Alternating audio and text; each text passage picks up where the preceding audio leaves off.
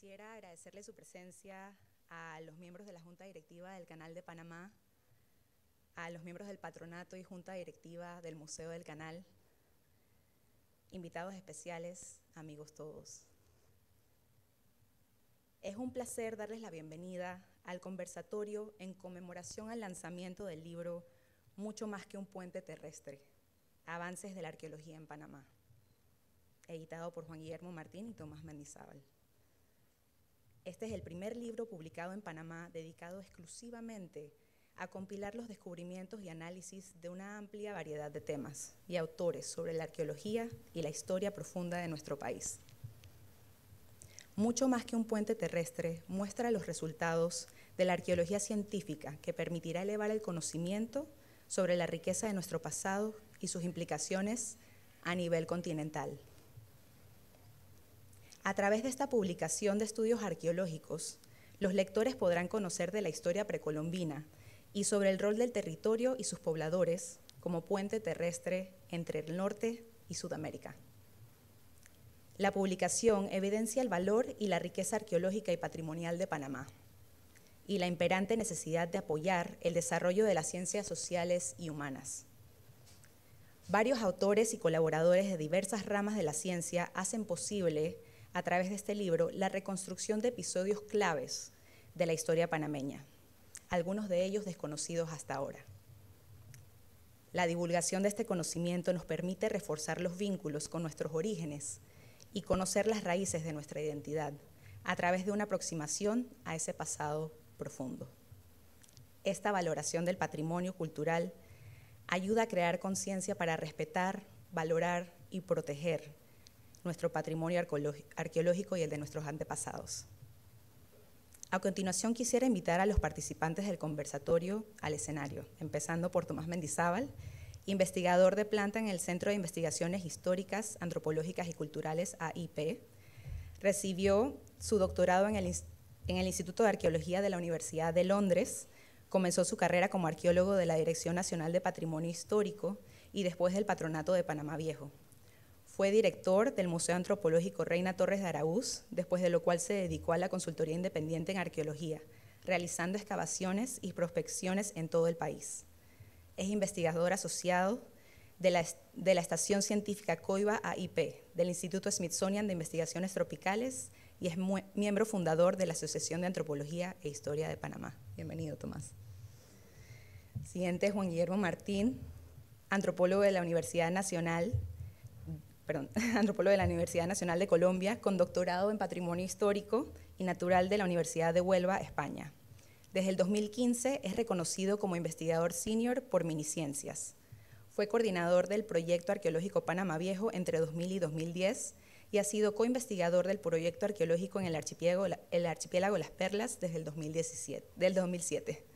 Becario de la National Geographic Society, la Secretaría Nacional de Ciencia y Tecnología de Panamá y del European Research Council. Obtuvo el Senior Latin American Scholar Award en el 2016 del Smithsonian Tropical Research Institute y fue nominado al Research Award del Shanghai Archaeology Forum en el 2017. Desde el 2019 es investigador asociado de la Estación Científica Coiba AIP. Actualmente es profesor asociado y coordinador del Laboratorio de Arqueología de la Universidad del Norte en Barranquilla, Colombia. Bienvenido, Juan.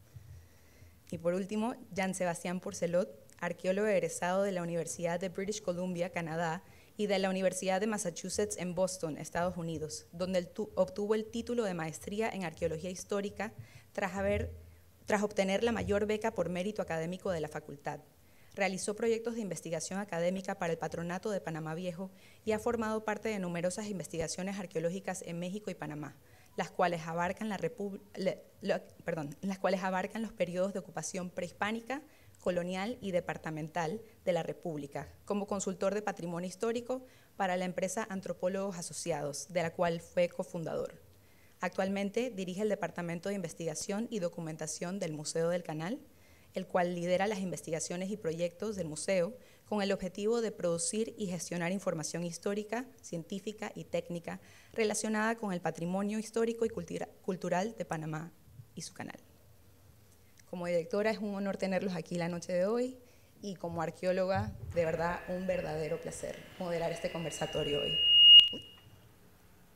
Antes de iniciar el conversatorio, quisiera cederle la palabra a Milagro Mainieri, directora de Investigación Científica y Desarrollo Tecnológico de Senacid, quien dará unas palabras, ya que Senacid no solo patrocinó este libro, sino que financió muchísimas de las investigaciones que se encuentran en él. Bienvenida, Milagro.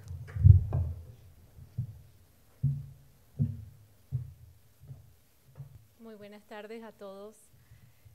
Para la Senacid y en especial para la Dirección de Investigación y Desarrollo, es realmente un gusto poderles acompañar en la tarde de hoy en el lanzamiento de esta publicación. Mucho más que un puente terrestre, avances de la arqueología en Panamá. Nos enorgullece sobremanera que en la publicación se recopilen resultados de sobresalientes investigaciones realizadas en Panamá, las cuales en gran medida han sido el resultado de proyectos de investigación financiados por la Secretaría Nacional de Ciencia, Tecnología e Innovación. Tal y como se mencionó anteriormente, la publicación muestra los resultados de la arqueología científica descrita en un lenguaje accesible que permitirá no solamente elevar, sino difundir el conocimiento sobre la riqueza de nuestro pasado, conocer de nuestra historia precolombina y sobre el rol del territorio y sus pobladores como un puente terrestre entre el norte y Suramérica. La publicación también pone en evidencia el valor y la riqueza arqueológica y patrimonial de nuestro país, y tal como se mencionó anteriormente, reiterar la imperante necesidad de seguir apoyando la investigación en ciencias sociales y humanas. De igual forma, quisiéramos destacar el reconocimiento que hacen los editores en la publicación a los trabajos científicos de científicos pioneros de la arqueología, como lo son Olga Linares, Reina Torres de Araúz y el doctor Richard Cook.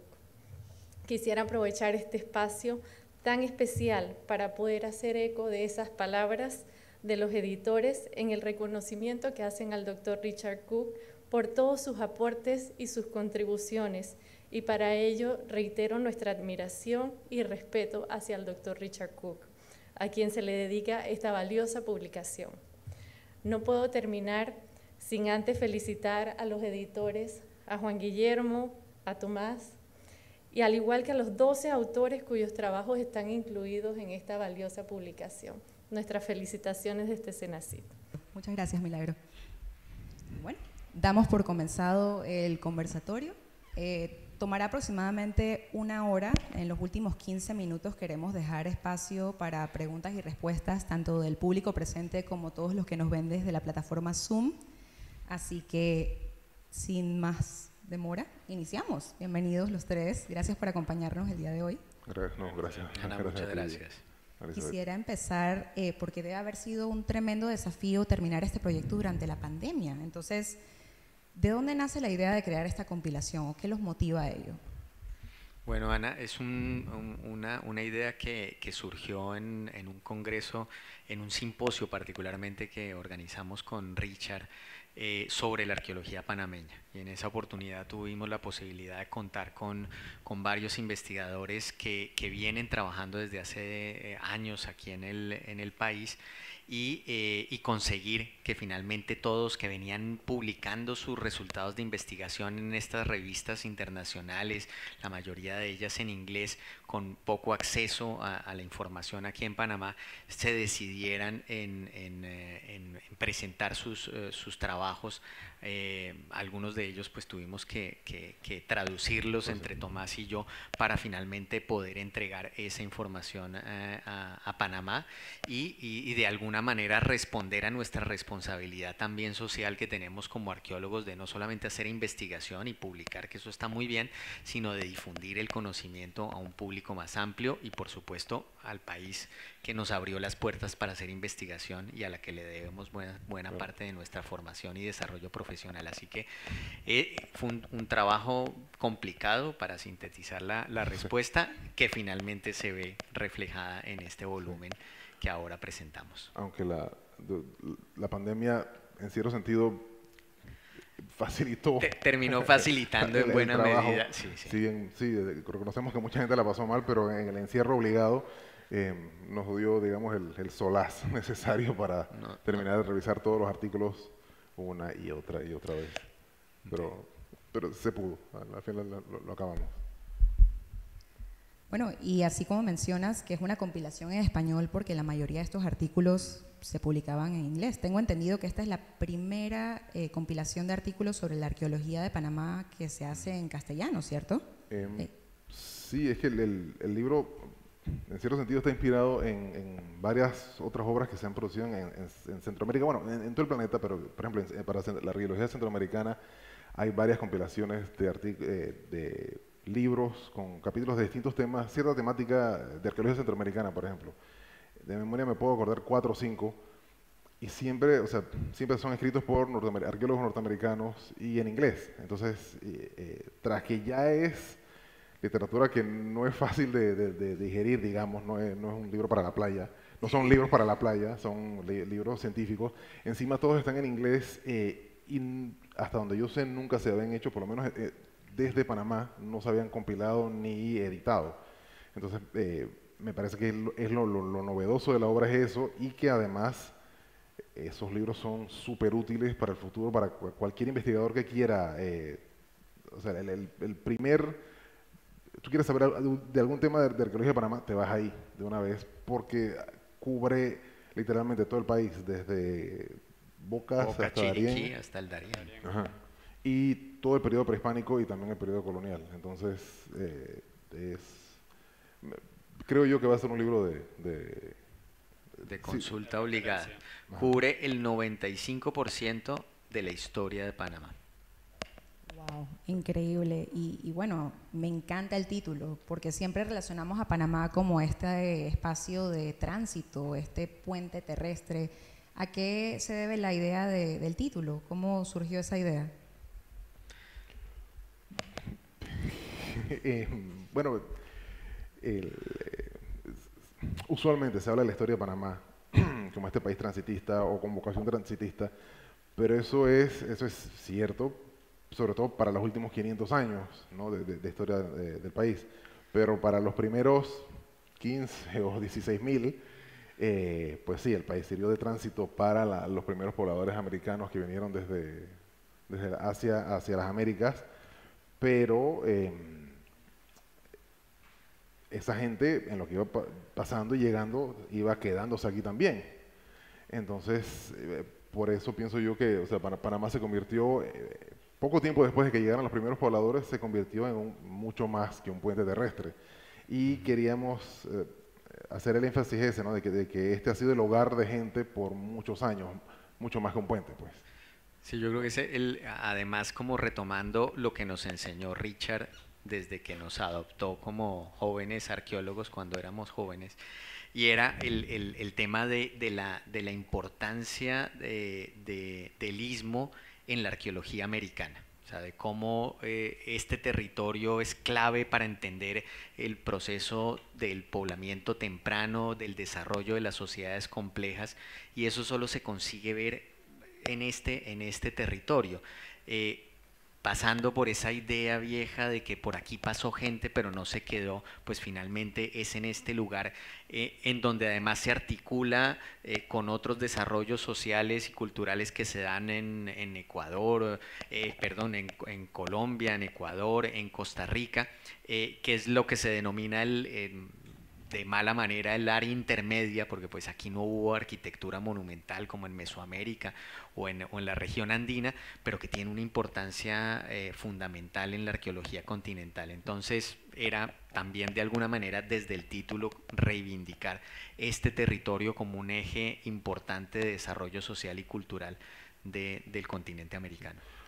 Por ejemplo, ahora que mencionas lo del área intermedia, ese tema todavía está en debate, pues, o la acaban de bautizar con este nuevo nombre del área... Istmo colombiana. Istmo colombiana, y a veces incluye el Caribe o no. Y por ejemplo, pronto va a salir un nuevo libro sobre la arqueología del área intermedia, pero de nuevo, producido en Estados Unidos, ¿no? Valiosísimo aporte, muy bueno, pero el nuestro es el primero de acá. Totalmente de acuerdo. Y si pudieran definir en pocas palabras los 3 ¿cuál dirían que es el mayor aporte de este libro, siendo la primera compilación en español a la arqueología panameña? Sé que Tomás más o menos lo resumió antes, pero... Bueno, yo pienso que, bueno, ya reiterando un poquito lo que ya ha dicho Juan, muchas de estas publicaciones que están en este libro vienen de investigaciones que incluso tienen más de 10 o más de 10 años de estarse ejecutando. Entonces, no solamente, y muchas veces estas se presentaban no solamente en revistas, pero también en congresos, a las cuales no todo el público interesado puede tener acceso. Y si es en inglés, pues esa es una limitante para mucha gente que tampoco domina el idioma.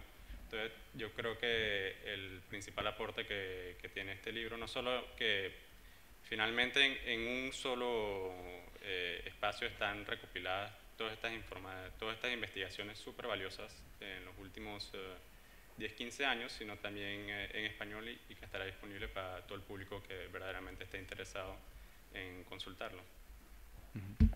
Sí, otro de los aportes que considero valiosos es justamente lo que mencionó Tomás. Estamos teniendo en cuenta la historia profunda de Panamá, desde los datos de los primeros pobladores americanos aquí en este territorio, que nos llevan 11.500 años atrás, hasta el proceso de conquista y colonización europea y del enclave de la primera fundación española en el Pacífico americano, que es Panamá Viejo. O sea, estamos cubriendo todos los temas, y desde geográficamente desde Chiriquí, Bocas del Toro hasta el Darién. Es una manera también de que la gente conozca su pasado, que es un pasado muy diverso. O sea, Panamá tampoco es un asunto homogéneo, hay que entenderlo en su diversidad, y en el momento en que uno entiende esa diversidad, aprende a respetarla, a valorarla y a proyectarse hacia un futuro mejor. O sea, que cuando uno sabe de dónde viene, pues finalmente entiende hacia dónde va. Yo creo que ese es el aporte fundamental de este libro, en el marco además del bicentenario que se viene conmemorando este año. Sí, bastante bien. Y yo creo que también es que usualmente también este tipo de publicaciones en Panamá, usualmente la arqueología se enfoca, como es más llamativo y está más a mano, o sea, se enfoca usualmente en la región central, ¿no? En lo que se llama el Gran Coclé. Y aquí yo creo, esta debe ser la primera publicación con capítulos sobre Gran Chiriquí y Gran Darién en mucho tiempo, ¿no? Yo no recuerdo, el problema es ese, o sea, ni siquiera recuerdo las otras porque es bien difícil conseguir esa información, está dispersa en centenares de artículos de revistas especializadas, y hasta las revistas especializadas, las extranjeras, son más fáciles de conseguir que las revistas que hay aquí en Panamá. Hay mucha literatura panameña publicada por especialistas panameños en los 70s, 80s, y es un lío conseguirlo porque son revistas que, o sea, dejaron de existir y ya no se encuentran. Pues entonces, para mí la contribución es esa, ¿no? Hacerlo más fácil, que la gente acceda mejor a la información. No, y los felicito muchísimo porque debe haber sido una labor enorme compilar todo eso, y de verdad que va a ser un aporte estupendo tanto académicamente como para futuras investigaciones y proyectos. Y adentrándonos ya más un poco en el contenido del libro, ahora que mencionan todos lo difícil que es conseguir estas fuentes académicas. En el capítulo 7, que todos ustedes son autores de él, utilizan datos provenientes a la literatura gris. Y ahora, para el público que nos acompaña, la literatura gris son las investigaciones inéditas realizadas en estudios de impacto ambiental requeridos por proyectos comerciales.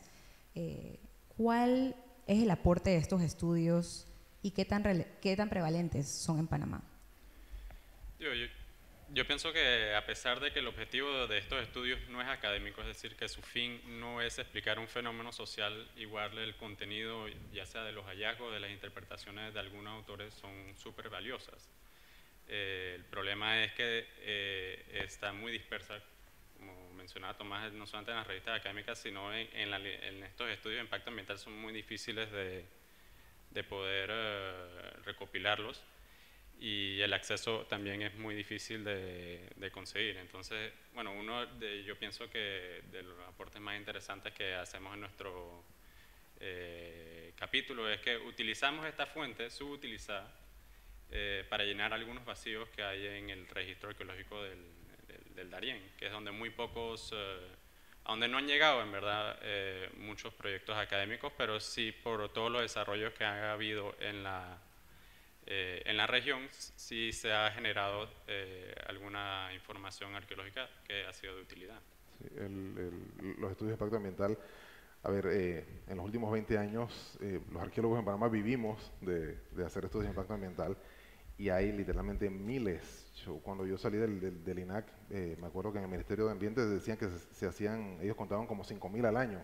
No todos llevan arqueología, pero son montonones, ¿no? Los que llevan un informe arqueológico. Y aquí está la gente de la Dirección de Patrimonio Cultural, que no me dejará mentir, que ellos ahí almacenan, ellos tienen gran parte de esa literatura ahí, al igual que mucha está en la biblioteca del Ministerio de Ambiente.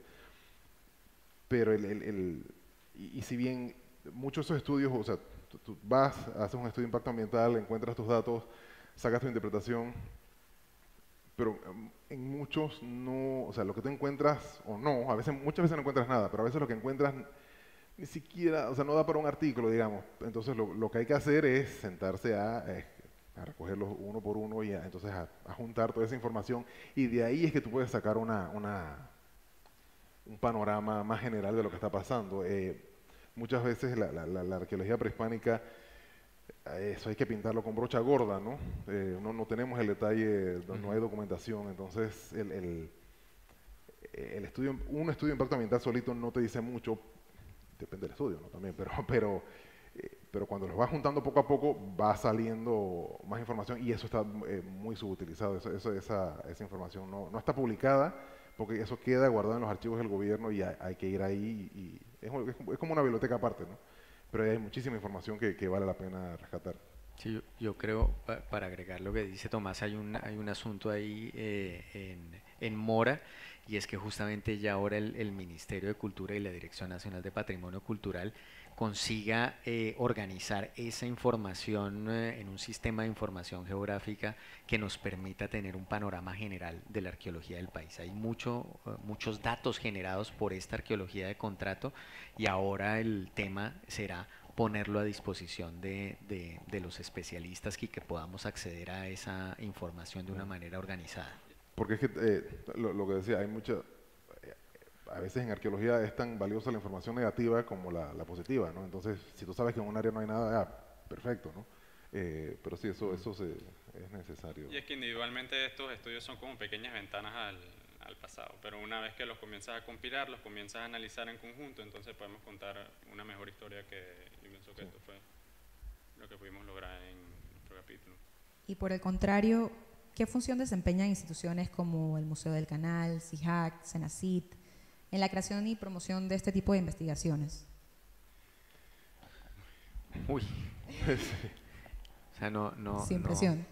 No, para nada. Yo creo que reconocer la labor y el respaldo de la Secretaría Nacional de Ciencia, Tecnología e Innovación hay que hacerlo, o sea, es obligatorio.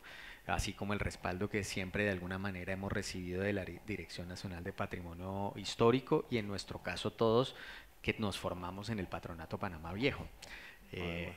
Además, sí, todos venimos de esa escuela y de la tutoría obligatoria de Richard Cook. A él sí le debemos nuestra formación profesional y no hay un solo capítulo de este libro que no lo tenga citado menos de 10 veces, no creo que hay forma de no citarlo, no hay forma.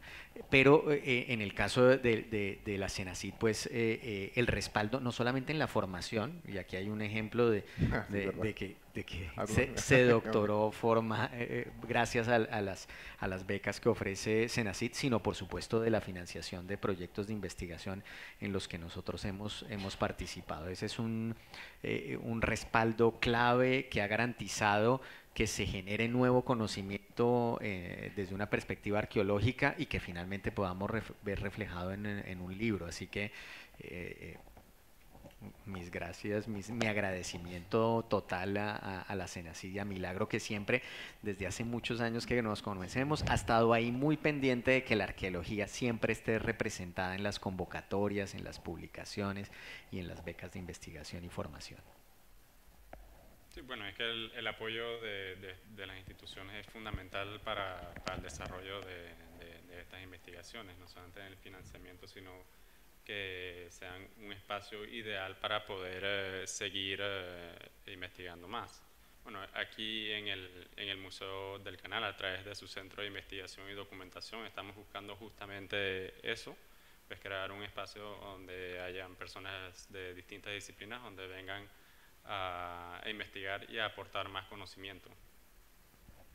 Y no, definitivamente sí, la Senacid hay que mencionar, tú sabes, honra, y definitivamente Senacid ha apoyado desde hace más de 20 años todos los proyectos de investigación en ciencias sociales, pero también hay que mencionar no solamente el apoyo de Senacid, sino el Instituto Smithsonian de Investigaciones Tropicales, o sea, a través de Richard obviamente, pero también gracias a las investigaciones de él y de la gente que ha ido a estudiar, a trabajar ahí, es que conocemos gran parte de la historia de, o sea, los últimos 50 años, la historia de Panamá, la historia profunda de Panamá se ha escrito desde ahí con apoyo del Smithsonian, con apoyo de Senacid, y ahora a mí me alegra mucho, y no porque trabaje ahí, bueno, en parte sí, pero el Ministerio de Cultura ha creado el Centro de Investigaciones Históricas, Antropológicas y Culturales, AIP, que es como, es la primera vez en décadas que desde el Estado panameño se puede volver a investigar en nuestro negocio, ¿no? En ciencias sociales, en arqueología, en antropología. Yo creo que desde los tiempos de Reina Torres, desde el Estado no se volvió a hacer esto, así que es una iniciativa que me parece a mí que augura buen futuro, ¿no? Y si nos ponemos a colaborar entre instituciones como el CIAC, Senacid, Smithsonian, Museo del Canal, Patronato Panamá Viejo, podemos lograr, o sea, esto se va a quedar chiquito, podemos seguir hacia adelante. O sea, me parece que pinta bien el futuro en cuanto al desarrollo de las ciencias sociales en Panamá. Hacia allá vamos. Bueno, y adentrándonos un poquito más en el libro, se habla mucho de la importancia del mar para los antiguos panameños. ¿Qué evidencia tenemos de esa cultura marítima y cuál evidencia nos ofrecen los sitios del Archipiélago de las Perlas o Bocas del Toro, por ejemplo? Bueno, desde hace décadas también se viene trabajando y se viene investigando en la relación que tienen los seres humanos con el mar. En eso nuevamente tengo que mencionar a Richard, que es uno de los pioneros en ese tema y en la organización y la creación, además de una colección de referencia única sobre fauna y peces del Pacífico americano.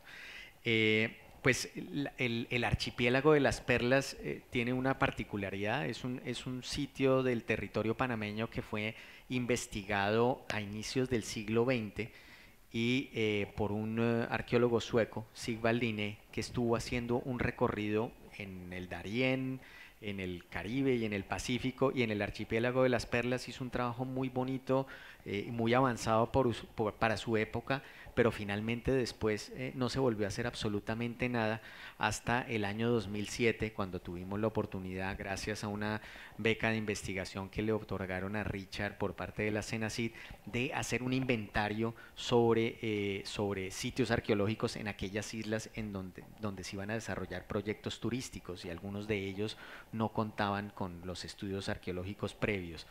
Y salieron datos bien interesantes desde al menos el sitio más temprano que hemos identificado del Holoceno Medio. Estamos hablando de un sitio de 6.200 años en la isla de Pedro González, un sitio precerámico que nos ofrece un panorama muy claro de qué fue lo que encontraron los primeros seres humanos que llegan al archipiélago. Se encuentran con una fauna muy particular, incluyendo un venado enano, que ahora sabemos que es del género Mazama, ¿no? Todavía la especie está por precisar, era un venado como de este tamaño, que se extinguió en parte por la llegada de estos primeros seres humanos, además de todas las dinámicas del proceso de adaptación de estos seres humanos a estos ambientes cerrados, aislados, que son supremamente frágiles.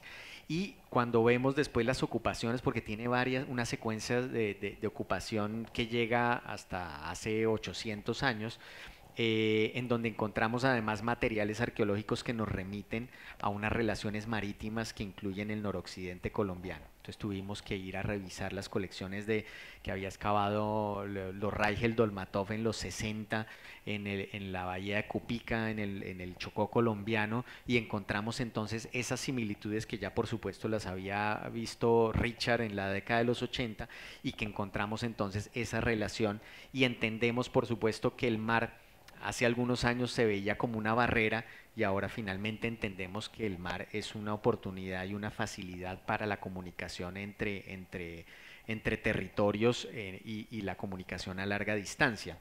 En la época prehispánica se ha pensado como que la gente vivía aislada y que no tenía contacto, y que los mayas estaban allí, y que la gente de la región central estaba como aislada. Finalmente, ahora lo que sabemos es que el mar era una autopista que comunicaba a estos pueblos prehispánicos, que permitía el intercambio de objetos, el intercambio genético a través de la gente, y por supuesto el intercambio de ideas. Eso lo vemos reflejado en ese proyecto que iniciamos en el 2007, que terminamos temporalmente en el 2015 y que esperamos continuar en el futuro.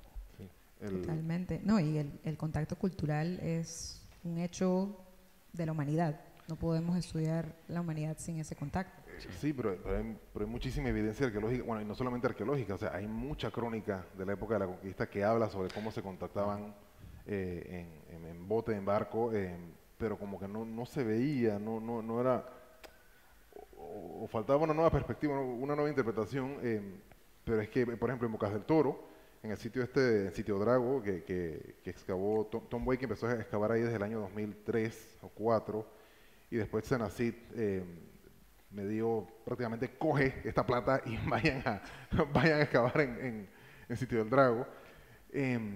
Ahí se encontró evidencia de lo que él le llama un asiento nucleado. Es un sitio arqueológico grande en la playa de Boca del Drago, un lugar idílico, precioso, salvo por la chitra, que es terrible ahí.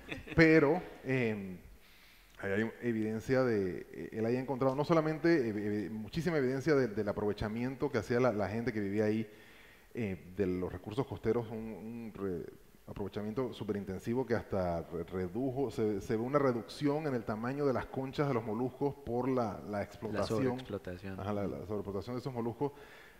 Para mí lo más interesante es que él ahí ha encontrado tiestos cerámicos en una zona especial del asentamiento, que vienen desde Nicaragua. O sea, ahí hay cerámica de Nicaragua, de Costa Rica, de Chiriquí en la costa pacífica, del y hasta el Gran Cocleo. O sea, todo eso fue llevado ahí, yo me imagino que en muchos casos a pie, pero seguramente en muchos casos por mar. O sea, en una época donde no habían animales de carga ni de tiro, eso o lo traía alguien a las espaldas o venía por mar. Entonces ahí esa es otra evidencia de lo interconectado que estaba el Istmo de Panamá, al extremo que, bueno, Juan Guillermo y Luis Sánchez hace 10 años ya publicaron un artículo que se llamaba el Istmo Mediterráneo, que te habla de cómo estaba de conectado Panamá con el mundo alrededor, ¿no? Porque es muy evidente en el registro arqueológico. Fascinante, de verdad. Me da ganas de irme para allá a Bocas del Toro con un poco de tiempo y repelente. Sí, y repelente. Y repelente, sí, mucho. Bueno, han mencionado tanto a Richard Cook que no puedo evitar esta pregunta. En la arqueología, como en otras ramas de investigación, no hay una verdad o una interpretación absoluta, sino que pueden cambiar a la luz de nuevos hallazgos o nueva evidencia.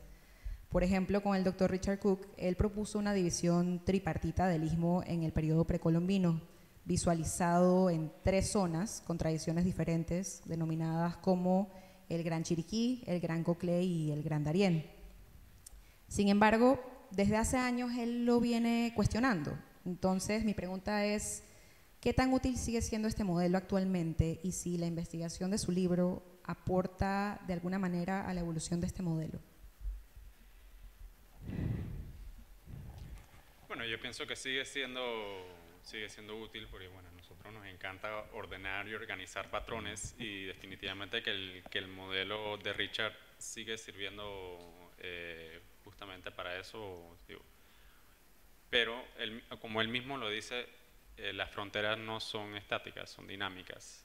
Y eso tiende a cambiar con el tiempo. Y yo pienso que eso es uno de los gran aportes que hicimos en nuestro capítulo, porque nosotros estamos viendo cómo esa frontera entre el Gran Coclé y el Gran Darién se movió desde con los primeros grupos cerámicos que se instalaron en la región de Darién, ya hasta la llegada de los españoles cerca en el siglo XVI. Sí, exactamente. Richard lo propuso en la década de los 70 y desde hace varios años lo venimos escuchando, diciendo eso está mal, hay que revisarlo. Yo no estoy ya de acuerdo con lo que dije en los años 70, de las pocas personas que admite además que obviamente lo que uno propone años anteriores pues puede ser susceptible a una revisión, y él mismo es consciente de eso. Con los datos del archipiélago de las Perlas, que está aquí en la portada, está claro que esa frontera que era estática o que se planteó de una manera estática en la década de los 70, ahora está claro que cambió y que tenemos hacia el año 500 de nuestra era esa frontera más o menos por acá, muy tomando buena parte del territorio del Darién, y que finalmente para el año 1100, 1200 se va a retraer hasta lo que sería ahora Punta Chame. O sea, sí, Richard, o sea, él se queja todo el tiempo de sus propias ideas, pero para mí funciona muy bien. O sea, se nota en el registro, sirve para ordenar las cosas. Hay diferencias palpables entre la cultura material de lo que uno encuentra en Chiriquí, lo que uno encuentra en la región central, lo que uno encuentra acá en Darién. Pero sí, también con esas diferencias en cultura material, pienso yo que logramos demostrar o documentar lo de que las fronteras no eran estáticas, ¿no? La famosa frontera que él definió para el siglo, para la época prehispánica, para el siglo XVI, caía en Chame, a lo largo de esa línea de Chame, que es donde, según la crónica de la conquista, acababa la lengua de Cueva, ¿no? Nosotros evitamos todo el tema del idioma Cueva a propósito, para no meternos en ese enredo todavía. Eso es para otro libro. Pero sí, siempre se tomó la frontera entre Gran Coclé y Gran Darién, se tomó siempre ahí por la crónica. Pero con los nuevos, revisando esa literatura, sí parece que se movió esa frontera 500 años antes. O sea, vamos a ver, 500 años antes, alrededor del 1000 después de Cristo, la frontera estaba más hacia Colombia. Algo pasó que se movió, pues. Sí, desafortunadamente de esta zona, que es casi la mitad del territorio panameño y buena parte del noroccidente colombiano, sabemos todavía muy poco. Es una zona que está pendiente de ser investigada de una manera intensiva. ¿Por qué creemos que hay un vacío en esa región, en el Gran Darién? Bueno, es que las razones, hay varias, hay dificultades logísticas y prácticas de excavar en una zona con una densa cobertura de jungla, y también hasta recientemente el conflicto armado colombiano pasaba también la frontera y también como que desalentaba esos proyectos académicos en el Darién. Bueno, con los proyectos de desarrollo que se han venido dando en las últimas 2 décadas, por lo menos nos dieron un par de ventanas dentro de ese territorio que muy poco se conoce, para poder generar estas ideas que nosotros estamos proponiendo. Sí, incluso lo que hicimos en buena medida fue retomar trabajos que se habían hecho de manera aislada y puntual en los 70, en los 80, y verlos desde otra perspectiva. En su momento cada investigador lo vio muy puntual, estuvo muy focalizado en cada sitio. Ahora tenemos más datos, podemos compararlos y entonces podemos tener un panorama mejor. Pero efectivamente es una zona de difícil acceso, en donde resulta costoso desplazarse, y en el caso colombiano en particular no solo costoso sino peligroso, hay que decirlo. Pero siempre me interesó porque era la manera además de vincular mi mi nacionalidad colombiana accidentalmente con mi interés particular por la arqueología del este de Panamá. Y no solamente lo que decía Jan de que es una zona difícil de entrarle, sino que también yo pienso que en cierto sentido la arqueología panameña, mucho del siglo XX estaba en sus primeros pasos, que son descriptivos, ¿no? Tú primero llegas a una zona y describes qué hay para después interpretar eso, ¿no? Y en Panamá el Darién no solamente era difícil de llegar, sino que más a mano tienes la región central, o sea, el Gran Coclé, llena de esa cerámica fabulosa y bellísima, y tantos entierros y sitios arqueológicos, y la orfebrería, y la talla, y el caño. Sí, más fácil de acabar. Caminas por potreros y no por jungla, entonces es como que ahí era, Más pues. fácil. Sí, muchísimo más fácil y mucho menos costoso. O sea, la arqueología no es barata. No, meterse al monte. Así es. Entonces Darién todavía está, poco a poco le estamos entrando. Bueno, estoy consciente del tiempo, así que voy a acabar con una pregunta 2 en 1 para dar tiempo al público, tanto virtual como presencial, a que haga preguntas.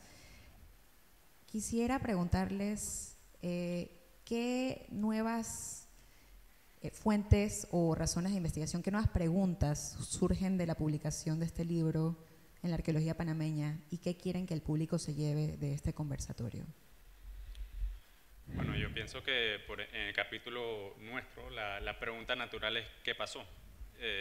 ¿Por qué esa frontera cambió desde 500 a.C. hasta los 1000? ¿Por qué hubo ese cambio, por lo menos en la cerámica? Y si ese cambio también se refleja en otra cultura material de los antiguos pobladores, porque también eso está pendiente. Si también ese cambio que se dio más o menos en el primer milenio, si eso también se vio reflejado en otros elementos culturales de los antiguos pobladores. Y yo pienso que el takeaway es que todavía en Panamá hay mucho por investigar, todavía hay grandes vacíos por llenar. Yo creo que, bueno, ya hablamos un poquito en el área del Gran Darién, pero también el Gran Coclé, el Gran Chiriquí, hay muchos temas que no han sido investigados y que todavía merecen más atención. Incluso ni siquiera en la época prehispánica, en la época colonial también hay mucho por hacer. Tenemos una muy buena idea de cómo vivían los vecinos de la ciudad de Panamá, en Panamá Viejo, gracias al proyecto arqueológico del Patronato de Panamá Viejo, que yo creo que es el más longevo y continuo que hay en todo Panamá. Sin duda. Pero, por ejemplo, nos hace falta información sobre los otros pueblos coloniales en el interior o en los alrededores de la ciudad de Panamá, o incluso pueblos que no fueron sometidos a la corona española, sean de cimarrones o incluso de grupos indígenas. Y bueno, y también, por ejemplo, aquí en Casco todavía nos falta saber un poquito más cómo vivió la gente aquí en la nueva ciudad. Digo, verdad es que en Panamá todavía hay muchísimo más por investigar. Sí, bueno, yo... bueno, a mí me parece, siguiendo lo que decía Jan, por el capítulo que escribimos, sobre todo el qué pasó en esa época, parece que tampoco, no nos metimos en ese rollo en el libro, pero por ejemplo, parece que alrededor del año 1000 algo estaba sucediendo. Como te dije, hay que pintar con brocha gorda para el periodo prehispánico, pero ya están saliendo datos de otros estudios que no están en el libro, pero de colegas y de publicaciones afines, donde, por ejemplo, en genética, alrededor del año 1000 acaban de detectar una suerte de cuello de botella de la población cuna. Algo pasó alrededor de ese año que la población cuna se redujo drásticamente. En el Caño, Julia habla de lo mismo. Algo pasó alrededor del año 1000 después de Cristo, que cesaron abruptamente los entierros de élite en el Caño, y parece que en Sitio Conte pasó lo mismo. Y es una circunstancia no local, sino continental. Lo vemos en Mesoamérica, el periodo clásico tiene un quiebre en el año 900, en la región andina también hay un cambio ahí en el desarrollo de estas sociedades. El territorio panameño, la región ismocolombiana no es ajena a eso, y eso lo estamos viendo. lo que se está aportando y cada uno de los investigadores en el capítulo, en los distintos capítulos, pues son nuevos datos sobre la arqueología panameña que ponen en discusión algunos paradigmas que se pensaban que eran los paradigmas que se iban a mantener por muchos años y que finalmente vemos que son desplazados o que son modificados con nuevos datos. Demuestra la necesidad de seguir investigando y que en la manera en que sigamos investigando pues vamos a enriquecer más la historia de Panamá, de la región, a poder identificar estas relaciones. Y finalmente pues cada capítulo tiene sus propias preguntas que esperamos que las futuras generaciones y nosotros, que tampoco estamos tan mayores, vamos a poder responder en un futuro próximo, espero. Sí, pero si yo quisiera que la gente se quedara con algo es que Panamá es mucho más que un puente terrestre, vamos. O sea, ha sido nuestro hogar por miles y miles de años y esa es la idea, ¿no? Falta muchísimo por investigar y así que falta mucho apoyo, ¿no? Para seguir esas investigaciones. Así es. Yo creo que la portada sí lo demuestra, y quiero hacer la anotación porque la portada la diseñó mi hija, que es diseñadora gráfica, se acaba de graduar. Tienes que abrirla para que noten el detalle. Y la portada la hizo ella justamente inspirándose en el mapa de Panamá y en un diseño de la cerámica Coclé que muestra de una u otra manera, o así lo quiero ver yo, esa profundidad en la historia de este país, de esta región del continente americano. Muchísimas gracias a los tres por tan maravilloso conversatorio.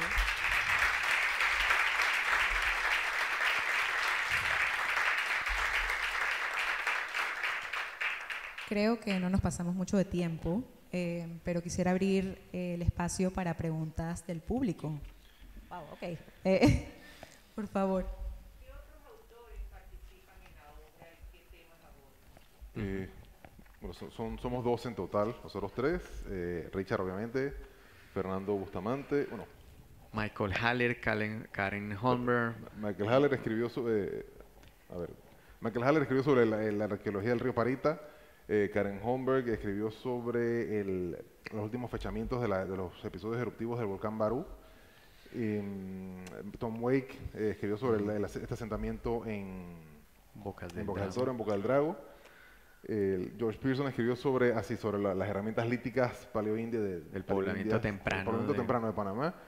¿Quién más? Tenemos a Javier Rivera con el Hospital San Juan de Dios en Panamá Viejo. Y y un capítulo sobre fauna ilítica del archipiélago de las Perlas y otro más pues en el que somos coautores sobre la arqueología del Gran Darién. Esos son los temas y la contribución de cada uno de los autores. Gracias. Pregunta por acá.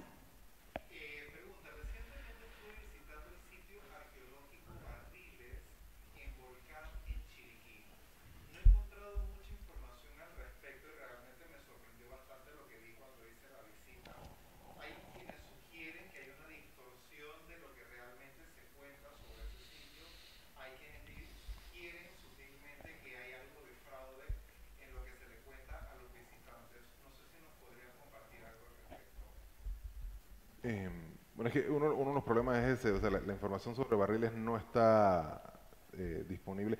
Barriles lo excavó, me parece que fue Stirling, en los 60s, por allá, y es una publicación. Yo creo que nunca se produjo una publicación, no. Y si se produjo es una cosa bien difícil de encontrar, me parece que National Geographic. Entonces, ni siquiera me acuerdo. Ellos financian esa investigación, sí. Lo más reciente es el trabajo que ha venido haciendo Scott Palumbo, ajá, que viene trabajando desde su tesis doctoral en esa región, no en el sitio, sí, porque no le permitieron trabajar en sitio Barriles, pero ha hecho un trabajo regional interesante, sí, que contextualiza el sitio. Pero finalmente el sitio está en un espacio privado, sí, con un manejo particular, no voy a decir que bueno o malo, porque no soy nadie para decirlo. Particular. Es más diplomático decirlo así, Tomás, sin burlarse. Pero, por supuesto, es un sitio que merecería la atención y, por supuesto, el manejo adecuado desde el Estado panameño. Sí, no, no, no, no, no, Sí, no o es sea, un fraude. hay un sitio Sí, grande. hay un sitio grande sí, arqueológico. donde se recuperaron estas estatuas que están en Panamá Viejo, si mal no recuerdo. Sí. Pero es que el problema es ese, como el trabajo arqueológico nunca se hizo bien en la época en que se excavó, y los reportes yo nunca los he visto. No. Entonces las publicaciones no es como en el Caño, en el sitio Conte, por ejemplo, que en esa época se hicieron estos volúmenes gigantes con todos los detalles de la excavación. En Barriles nunca se hizo eso. O en el Caño, que lo acaba de producir Julián Mayo. Eso en Barriles nunca se hizo, así que en verdad no estamos muy seguros. El problema del Caño, como pasa en muchos sitios arqueológicos a nivel mundial, es que se conjuga la arqueología y la arqueología fantástica o la pseudoarqueología. En Barriles. En Barriles, perdón. Entonces, el asunto está en que sí, hay un discurso que a la gente le apasiona y a los turistas les llama mucho la atención oír, y que es el que finalmente se le presenta al público, y otro, el discurso científico de la información con datos respaldados, que desafortunadamente no está disponible y es la que menos acceso tiene la gente. Entonces, siempre o sea, nosotros nunca vamos a salir en History Channel, sino va a estar uno más despeinado que yo hablando de ovnis y tal, y eso es lo que pega, es lo que llama la atención. Nosotros hablamos siempre cosas aburridas y la gente no nos cree, pero nos basamos en datos, es investigación científica, pura y dura. Totalmente. Teníamos algunas otras preguntas del público y tenemos unas de Zoom también, atrás.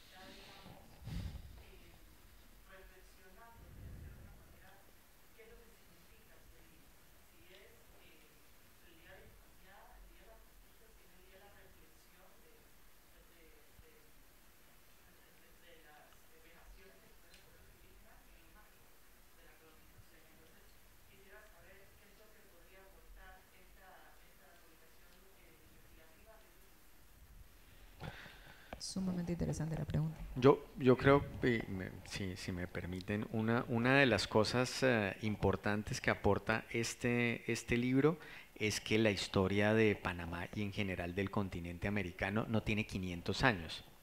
Si lo vemos en los textos escolares, la mayoría de esos textos, la historia empieza en 1492, cuando llega Colón, y entonces aparentemente los pueblos que vivían aquí entendieron que vivían en el Nuevo Mundo.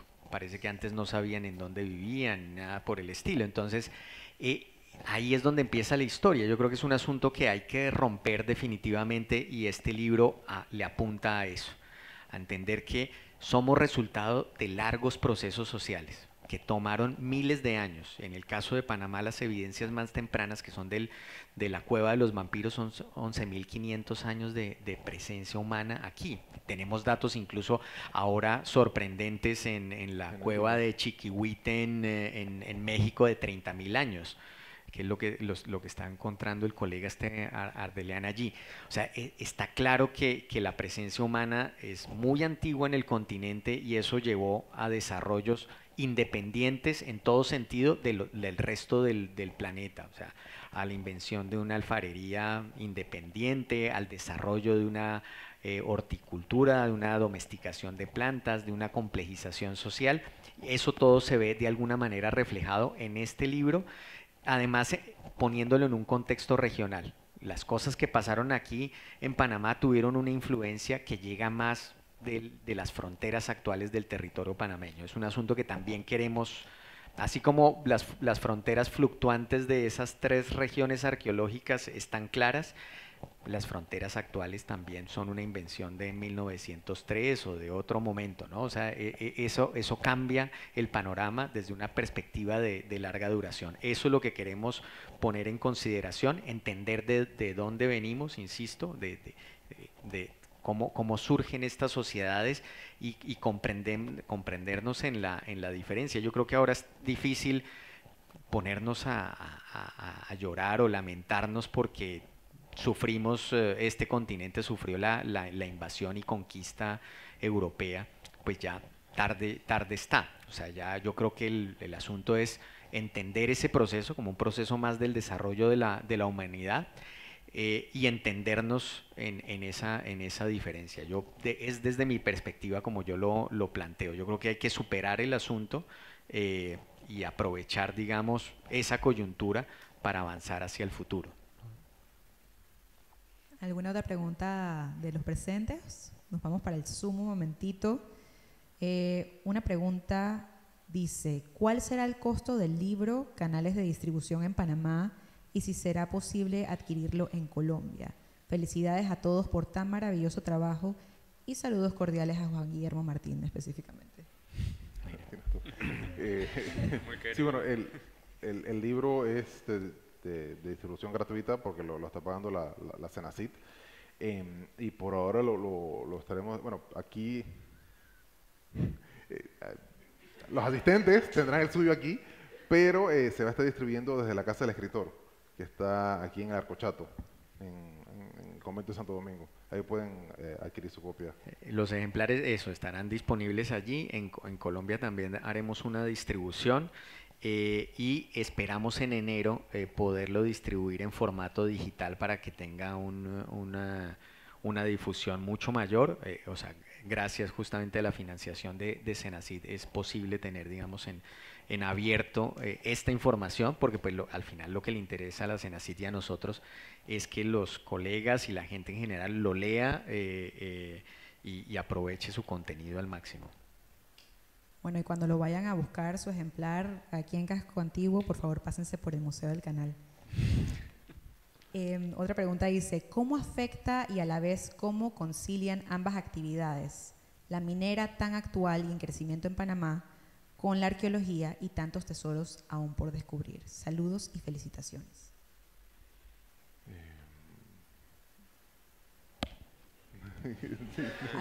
¿No? Porque me miran a mí. La mina tiene su propio su estudio de impacto ambiental, su propio plan de manejo arqueológico, y ellos, dentro del impacto que causan, tienen que recoger, o sea, documentar lo que hay ahí y en cierto sentido salvaguardarlo, ¿no? Sorprendentemente, Panamá es uno, en Centroamérica, por ejemplo, es uno de los países con una mejor cobertura en legislación del manejo de los recursos arqueológicos en el marco de los estudios de impacto ambiental. Entonces, yo no conozco el proyecto de Minera Panamá, o de las otras minas que hay en Panamá, pero cada mina debe tener su estudio de impacto ambiental y se le da seguimiento desde la Dirección de Patrimonio Cultural, así que en ese sentido estamos cubiertos, ¿no? Y la prueba está en los miles de reportes de estudios de impacto ambiental que se han hecho, que usamos nosotros después para nuestras interpretaciones. Claro.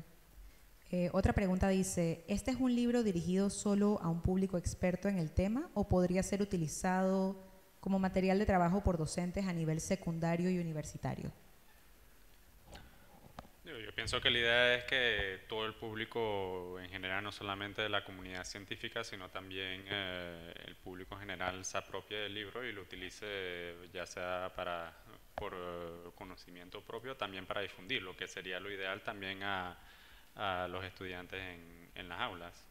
Porque definitivamente algo para reiterar también en lo que dijo Juan, el periodo prehispánico es el 95% de la historia de Panamá, y eso muy poco se cubre en las escuelas. Y aquí por lo menos aquí estamos aportando algunos de los datos más recientes de todas las regiones en Panamá.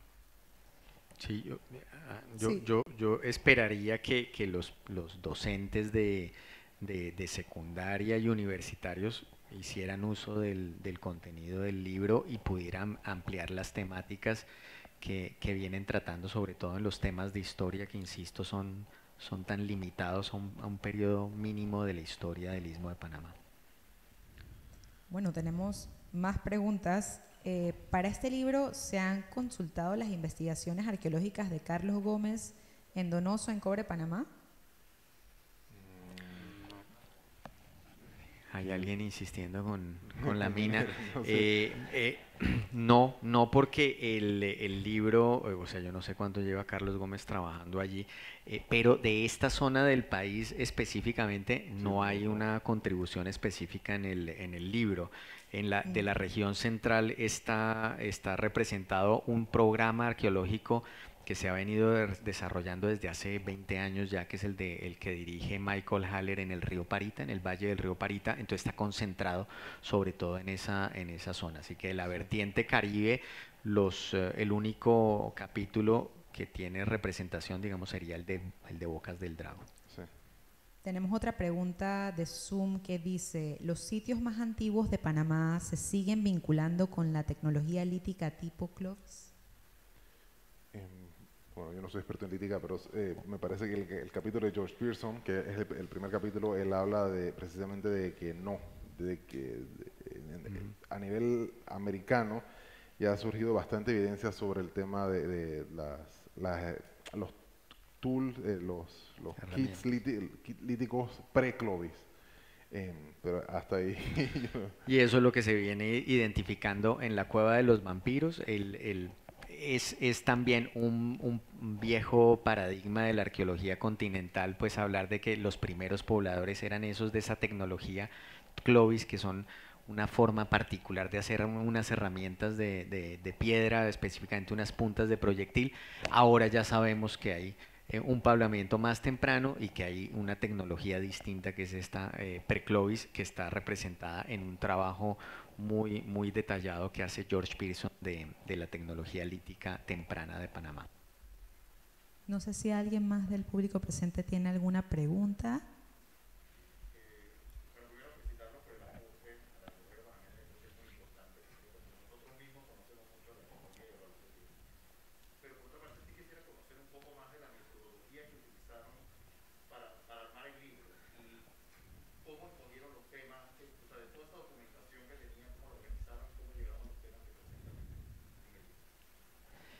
Esa es buena pregunta, porque fue un asunto complicado. O sea, los 12 no somos los únicos que estamos trabajando aquí en Panamá, por supuesto.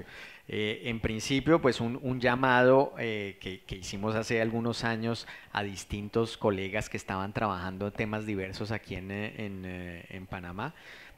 No todos ellos estuvieron interesados en contribuir porque tenían su agenda propia, tenían sus publicaciones propias. Sin embargo, sí buscamos justamente la representación de todas las temáticas posibles de la arqueología, o sea, desde primeros pobladores hasta lo que se denomina arqueología histórica, que es fundamentalmente lo que se hace en el sitio de Panamá Viejo, y también tener representada todo el territorio panameño de frontera a frontera. Entonces, buscar quienes estaban trabajando en las tierras altas chiricanas.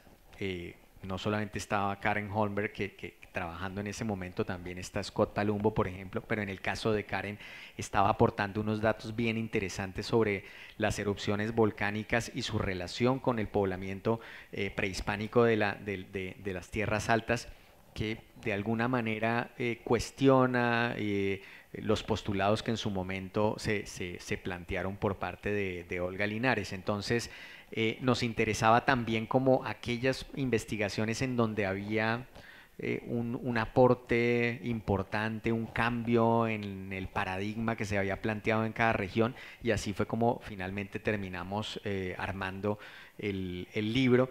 Y en el caso pues nuestro, que es el penúltimo capítulo, que está relacionado con el Darién, justamente llenar un vacío que no solamente hay aquí en Panamá, en el Darién, sino en el occidente colombiano, de tratar de compilar un poco de información por ahí perdida y tener un documento que sirva para la investigación futura de esta región. Definitivamente, sí. ¿De otra pregunta? Sí. ¿Cuál era el sueño de cada uno de ustedes? Eso me incluye a mí. Uy. Sí. Sí, yo quiero ver Bueno, yo quiero muchas cosas, en verdad.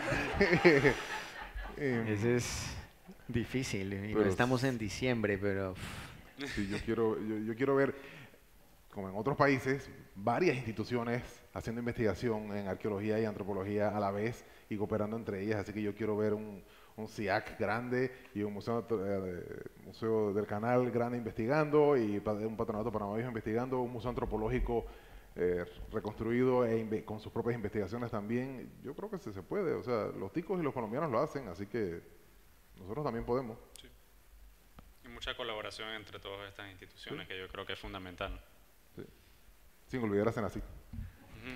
sí, yo creo no que hemos mencionado a Senacito, y yo creo que deberías resaltarlo. no lo hemos mencionado lo suficiente. Sí, yo creo que el sueño es conseguir y consolidar un equipo de investigación en temas de arqueología de Panamá y a nivel regional, que permita consolidar programas de investigación a largo plazo. Yo creo que ese es la necesidad imperante. O sea, se han hecho cosas puntuales, proyectos de 2, 3, 4, 5 años, pero finalmente la garantía de tener programas de investigación permanentes. Yo creo que es una necesidad que requiere, por supuesto, no solamente la financiación del Estado, sino también la participación y el compromiso de la empresa privada. Yo creo que eso es lo que yo soñaría para seguir trabajando. Llevo 21 años trabajando aquí y espero seguir trabajando otros 20 más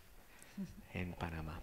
Si yo me robo un espacio, la verdad es que para mí es un sueño hecho realidad estar dirigiendo el Museo del Canal, y lo único que puedo esperar para Panamá, y que sería un sueño hecho realidad también, es que otros jóvenes, otros estudiantes puedan tener oportunidades como la que fui afortunada de tener, y estudiar nuestro pasado, como dicen mis compañeros aquí, no limitándonos a la conquista, porque somos mucho más que eso, venimos de mucho antes y tendemos a ignorar eso por aspirar a mirar afuera en vez de mirarnos a nosotros mismos y mirar de dónde venimos realmente.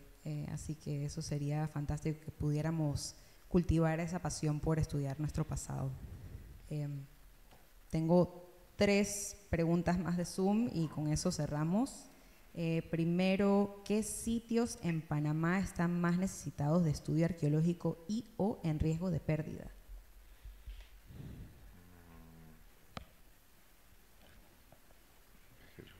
Es que bueno, para eso están los estudios de impacto ambiental. El país, literalmente, si se puede vivir ahí hoy, se podía en el pasado. Entonces, todo el entramado legal de impacto ambiental está diseñado para, si aparece uno, encontrarlo y documentarlo antes que se destruya, ¿no? Por eso, en peligro están todos los que vayan a ser desarrollados hacia futuro. Así que por eso es que hay que darle seguimiento, y en eso está el Ministerio de Cultura, ¿no? Están encima de ese tema. Claro, la Dirección Nacional de Patrimonio Cultural tiene un papel bien importante, porque finalmente está velando por la conservación y la protección del patrimonio arqueológico nacional. Y, o sea, una retroexcavadora hace en media hora lo que le toma a generaciones de huaqueros años hacer. Sí. Entonces, eso es lo que a mí más me preocuparía. La profesora J. Zurita comenta: excelente, felicitaciones. Esta publicación es una fuente de consulta obligatoria para la enseñanza de la historia de Panamá. No hay preguntas, perdón, solo es el comentario. Sí. Y una última pregunta, dice: desde Penonomé comentan que se hace un poco difícil ir a buscar un ejemplar del libro a la casa del editor. ¿Sería posible enviar algunas copias, digamos, a la biblioteca Fernando Guardia para aquellos interesados? Sí, por supuesto. Si no, yo soy de Penonomé, así que yo la llevo. ¿Me avisan cuántas? Por supuesto que llegarán copias. Yo voy a llevar, la Biblioteca Nacional se encarga de distribuir a todas las bibliotecas del interior, así que eso va, no se preocupe. Perfecto. Eso va. Ay, perdón. Hay una... Ok.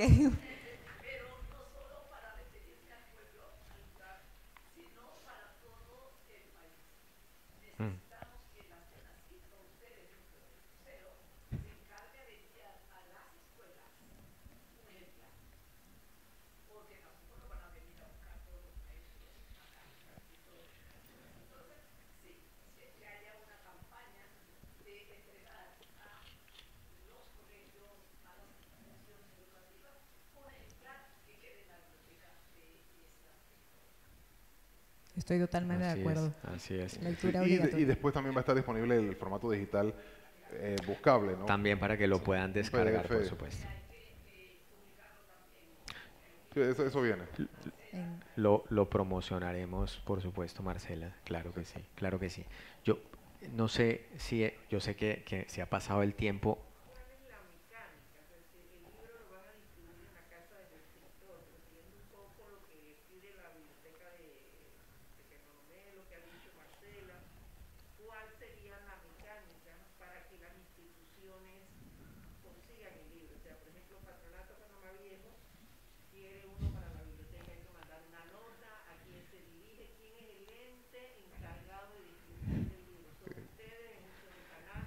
Bueno, aquí soy yo. Somos nosotros los distribuidores del libro. El tiraje fueron 500 ejemplares. 500 ejemplares están disponibles y en el caso de Panamá el contacto sería con Tomás, Ajá. que Sí. le va a tocar resolver el tema de la distribución Vamos. aquí. Yo me encargaré de la distribución en Colombia. Por ahí divulgamos sus contactos personales para que los molesten. No. Claro que sí. Pero por mientras lo pueden conseguir en la casa del escritor. Por mientras. Pero Ana- yo me voy a encargar de que por lo menos la Biblioteca Nacional tenga sus ejemplares y que ellos se encarguen de la distribución a las bibliotecas nacionales. Perfecto. Bueno, con Ana, eso Ana, finalizamos. yo quisiera, antes de terminar, discúlpenme, que yo sé que llevan tiempo ahí, pero quisiera leer el último párrafo del prólogo, porque pues no está Richard, creo que lo está viendo la transmisión, no podía venir por cuestiones de salud, pero quisiera leer el último párrafo de nuestro prólogo que dice: mientras se consolidan estas iniciativas, nos enorgullece presentarles el resultado de esta suma de esfuerzos en este primer volumen de 8 capítulos de alta calidad científica relacionados con la arqueología de Panamá y sus conexiones regionales. Imposible terminar, no obstante, sin recalcar que en todas y cada una de estas contribuciones está la participación, asesoría e influencia de uno de los pioneros de la arqueología científica de Panamá, Richard Cook. En sus más de 50 años de carrera científica se ha entregado a Panamá y a investigar, producir y narrar gran parte de su historia. Merecidamente ha recibido los homenajes y más altos honores civiles que otorga el país, y su trabajo es reconocido por varias generaciones de profesionales dentro y fuera de Panamá. Sus valiosos aportes y comentarios siempre mejoran la calidad de cualquier proyecto de investigación en el Istmo, y es obligatorio leerlo y citarlo si se quiere escribir seriamente historia antigua de nuestro país. Y hablo de nuestro país porque tengo a mi hijo Simón panameño y me siento orgulloso de trabajar en este país. Richard Cook se ha convertido en mentor, colega y amigo de todos los autores de este volumen. A él dedicamos este trabajo y ofrecemos nuestras gracias totales. Gracias.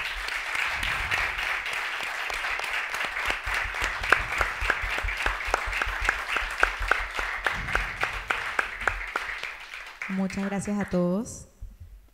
Bueno, con eso damos por terminado el conversatorio y podemos pasar al foyer para que se lleven un ejemplar del libro también. Gracias. Muchas gracias.